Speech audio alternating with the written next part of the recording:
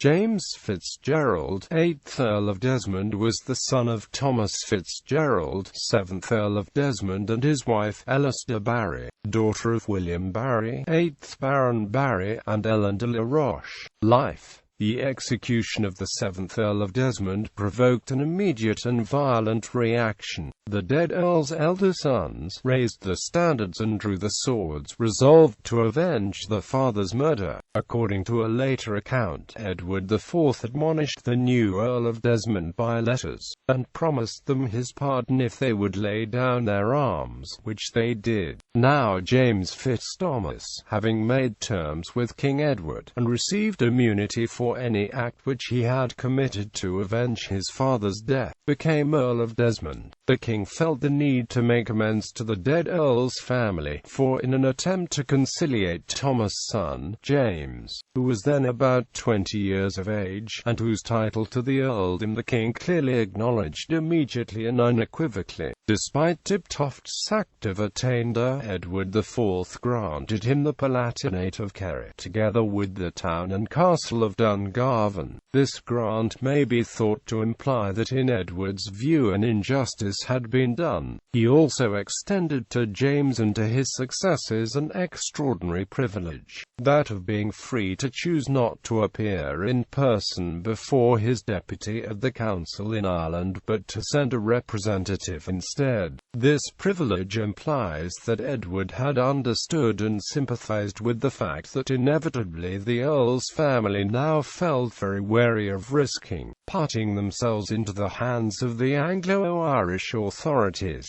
James FitzGerald married Margaret, daughter of Thady O'Brien, Prince of Thomond. King Richard III endeavoured to attach him to his interests, and sent him a collar of gold weighing 20 ounces, with the device of a white boar, pendant from a circlet of roses and suns, also a long gown of cloth of gold, lined with satin, a damask, 2 doublets, one of velvet, and another of crimson satin, 3 shirts and kerchiefs, 3 stomachers, 3 pair of hose, one of scarlet, one of violet, and a third of black, 3 bonnets, 2 hats, and 2 tippets of velvet. Notwithstanding these blandishments, the Earl augmented his Irish alliances, and retained his Irish habits. He was murdered at Rathkeil, the 7th of December 1487, by John Murtagh, one of his servants, possibly at the instigation of Desmond's brother and successor, and was buried at Youghal.